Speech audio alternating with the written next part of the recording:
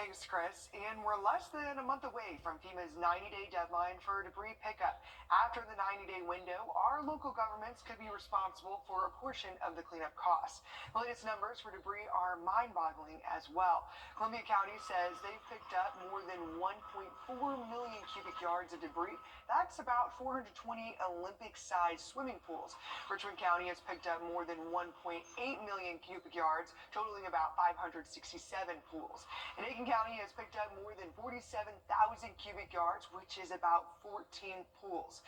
As your Kennedy Payne says, depending on where you live, the status of your pickup could be very different from someone else.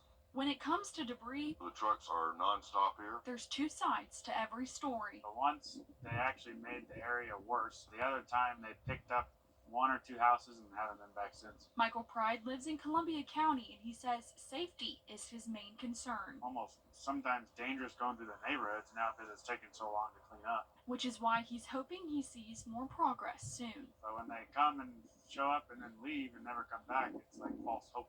Barley Payne lives in Richmond County, and he says the debris pickup is happening in his area, but it's going to take some time to get it all. The scope of this thing is mind-boggling. How many trees came down. So it's just, I think most people don't understand that, and I think if they did, they'd be a little more patient about what's going on. Payne still has debris in front of his home and nearly $250,000 worth of damage after the storm, but he says he's trying to focus on the positive. I had a couple of the trees chopped up into firewood, and so my chimney will get a good workout this winter. But Pride says he just wants to understand the process. But if you're going to start in a neighborhood, finish the neighborhood, and that kind of keeps the hope going that actually stuff's getting done. But they both say they're hoping it's all gone soon.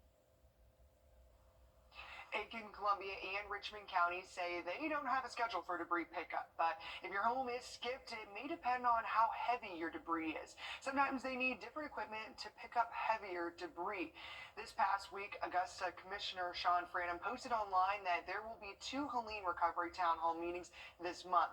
The first will be Tuesday from 6 to 7:30 p.m. at Warren Road Community Center, and another will be on the 17th at Diamond Lakes, also from 6 to 7:30 p.m. Mayor Garnett Johnson, department directors, and other elected officials will be at these meetings. They will act as an update on recovery efforts as well as a Q&A period. And debris cleanup isn't just causing issues in our front yards. Families hoping to visit loved ones at city-owned cemeteries in Augusta are greeted with chained-up front gates and no answers. Many have been closed since Helene hit, but there's no word on when they'll reopen. Officials say they are making accommodations for families that need to bury loved ones, but visitation restrictions are in place due to safety concerns. As your Sydney Hood shows us, some families are beginning to grow impatient. Chained and locked gates. This is the reality for people with loved ones buried at any of the city-owned cemeteries in Augusta. There's a certain amount of peace in this cemetery. A place meant for comfort. We grew up coming down to the cemetery, placing flowers on the loved ones' graves, and that comes natural to us. It's something that we do. I know a lot of people don't do it, but no one can get in right now. My mother's birthday was November the 3rd. My father's birthday was October the 11th. I like to come down and just bring some flowers, and of course you can't come in. My sister-in-law passed away, and her funeral was scheduled for October the 12th. We have no idea when we're going to be able to bury Joan. It's very upsetting. You can look across the city and see the progress with debris pickup. Every time I ask, we don't know. But here, it seems like time is at a standstill. There are a lot of families in here that don't have any family, and we're speaking for them as well. One post I read, a lady said it was the first holiday without her mother. She was just very upset about it. And it just means a lot to a lot of people. Because for some, coming to this peaceful place is their way of coping with what they've already lost. In Augusta, Sydney Hood, on your side.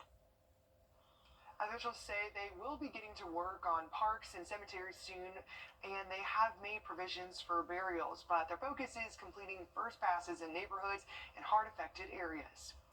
And President-elect Donald Trump has next month. And with Christmas around the corner, the Salvation Army of Augusta is making sure no child is forgotten. Their angel trees are spread out across our area. With a little over a week, there are still dozens of tags left on trees awaiting adoption. As your Hallie Turner reports, the clock is ticking and they could use your help now more than ever. While Thanksgiving focuses on appreciation and blessings, the Christmas season is all about giving. A bear, a Barbie. Salvation Army angel trees across Augusta are decorated with tags for thousands of angels in need. We had just over 1,000 angels last year, and this year we are at about 1,500. So the need is definitely growing, and we would definitely believe that that is a direct correlation to Hurricane Helene. Every tag represents a child 12 and under praying for some Christmas cheer. So you'll see on each of the angel tree tags, our need is X thing. And so we really take that seriously when parents tell us, like, this is what our child needs. And I think that I would encourage people to really look at that need. But with only 9 days left before the gifts are to be returned, trees are still decorated with forgotten angels. The goal is for the Christmas trees to be there before December 13th, and these forgotten angels need your help.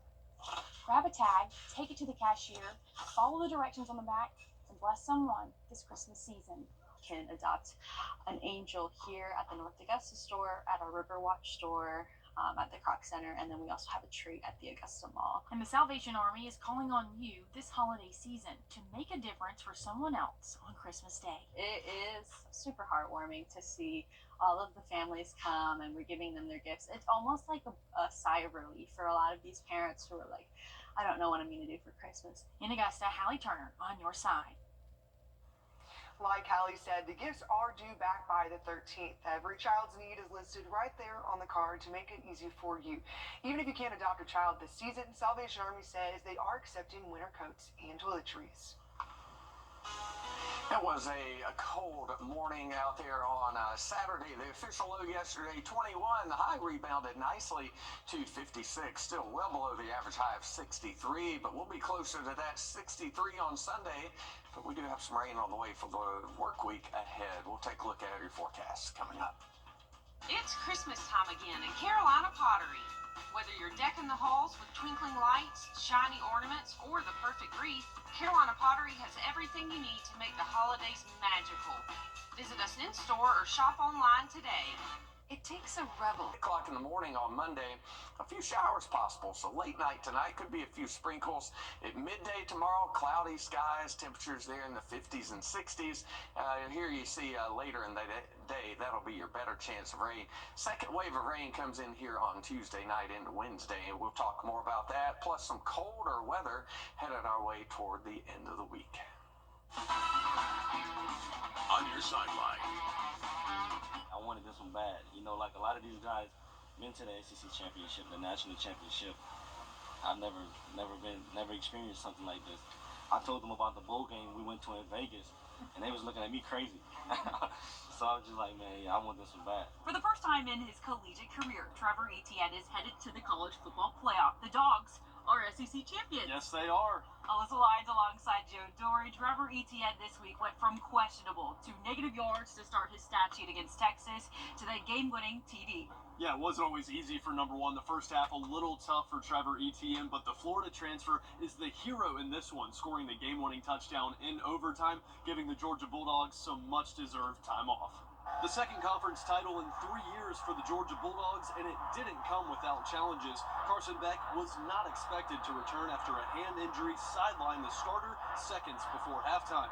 Kirby Smart has discussed the team's lack of depth all season. Gunnar Stockton, not afraid of the big stage, leads UGA straight to the end zone for the first time in the game, but that wasn't all she wrote for Beck. In the first SEC title game ever to reach overtime, the crowd erupted when number 15 exited the huddle of what would be the final play. Beck getting the honor of handing Etienne the game-winning score.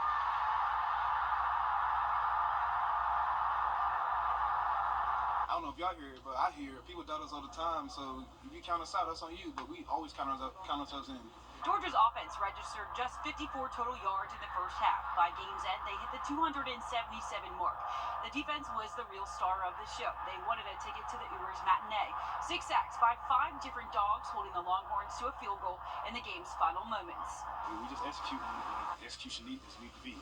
I feel like we had a great halftime adjustment of what we need to do, good in-game adjustments of what we need to do, and of course we got a hell of a ball team and great players on this football team. I had the opportunity to speak for the team before the game, and I told them how much it meant to us to get here after all the doubt throughout the whole year, for the seniors and for the guys that who bust their butt week in, week out for us.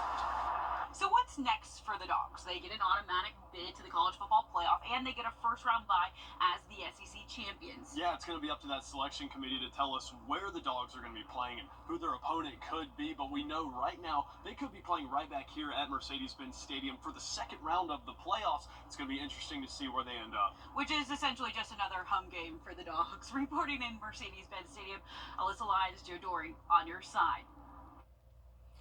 And Thompson Mayor Benji Cranford walks free after a grand jury indictment accuses him of seeking liquor to prison inmates. Our cameras were rolling the moment that the jury ruled him not guilty on both counts. Georgia Governor Brian Kemp suspended Cranford from office while waiting trial. That suspension was lifted after the verdict was reached. Mayor Cranford's attorney claimed the gin, which he bought as a malaria remedy in June, fell out of his car when he stopped to make a clumsy attempt to reconnect his Bluetooth.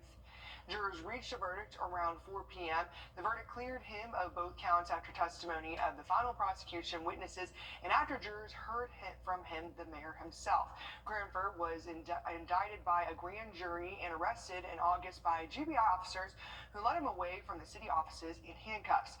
He said he had not been contacted prior by someone saying there was a warrant for his arrest. After jurors reached a verdict, he thanked them, and after being suspended as mayor by Governor Brian Kemp with the acquittal, he's hoping to finish the work he started. I want to thank the jury for the verdict and listening to the facts and coming to the truth. And I want to thank the citizens of Thompson, and hopefully I can go back to work tomorrow and finish the work that I've started. Mayor Cranford says he's back to do the job Thompson elected him to do. And the push for change continues in Wagner after the resignation of its fire chief and 19 of 25 firefighters last month. The fire department presented an ordinance to the town council. It would stop the department from being under the town's control. That means the mayor and council would no longer be able to make decisions that impact the fire department. Under the new ordinance, the fire department would be its own entity ran by appointed fire officials. Some locals are on board while others are on the fence about the financial responsibility. So who covers the loans? Who covers the expenses? Who pays for the fire truck cast? A new fire department that has no money? Wagner Town Council is moving forward with the ordinance for a second reading. If it passes, that second reading will then go to Aiken County Council for approval. And a South Carolina woman who admitted to driving drunk and speeding faces 25 years in prison after pleading guilty in the death of a bride on her wedding night. The groom wept as he spoke about his new wife's last moment in court. Skylar Henry was there. An emotional and still recovering Eric Hutchinson fought through tears, recounting the night the life he was about to start changed forever. We did not get in it. We got around through at 65 miles per hour. A speeding drunk driver plowed into Hutchinson and his new bride, Samantha Miller, as they were riding in a golf cart on their wedding night just outside of Charleston. I kissed her on the forehead. And then the next thing I remember is waking up in the hospital. Samantha was dead at the scene, still wearing her wedding dress. Other family members, along with Hutchinson, were hospitalized. The driver, 27-year-old Jamie Lee Komorowski, was visibly shaken in court today as she told a judge she's taking full accountability. Hopefully one day you will be able to forgive me. She'd allegedly been bar hopping, and while she denied a field sobriety test, a toxicology report showed her blood alcohol level was 3 times the legal limit. Miller's family told CBS News they're pleased with the judge's sentence, but her mother will never forget their final moments together. You played our song and that's the last time I hugged my kid. It was on my dance floor. Komorowski's attorneys say that she anticipated a tough sentence following her guilty plea. Though they also said that she wanted to make sure that she took accountability publicly and apologize to Miller's family. Skylar Henry, CBS News, Charleston, South Carolina. And in court, she reiterated she was not coerced in entering the pleas. She also decided to waive a jury trial. And 4 people killed because of house fires. Authorities say the first fire happened on Adderley Road outside of Blythe last weekend. Both 80-year-old Carol and Henry Logan were killed. One person managed to escape. Then another 2 people were killed in a house fire on Taylor Pond Road in Graniteville. And crews in Lincoln County responded to another house fire, this one with no injuries. The causes of all these fires are still under investigation. And as the temperatures continue to dip, house fires tend to become more frequent this time of year. Yeah, and according to FEMA, 1 of every 7 house fires will involve some sort of heating equipment. As temperatures drop, the risk of house fires rises. It's a lot of home heating related. According to the National Fire Protection Association, it's the second leading cause of residential fires in the country. Some of our local fire departments say the number of house fires they respond to increases between December and February. Usually when the first cold snap that happens and people just to start firing up the heaters and stuff, you start to find issues. As it gets colder, many people try to warm up using alternative sources. The popular resort is space heaters.